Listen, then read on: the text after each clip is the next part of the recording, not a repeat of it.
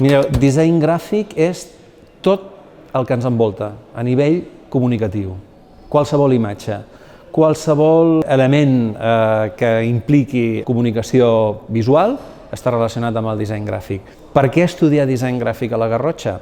Perquè és un entorn idíl·lic, tenim pocs alumnes per aula. 14 com a molt, i realment és com molta facilitat que el profe passi a veure la feina de tothom, tothom tingui temps de poder millorar al màxim el projecte.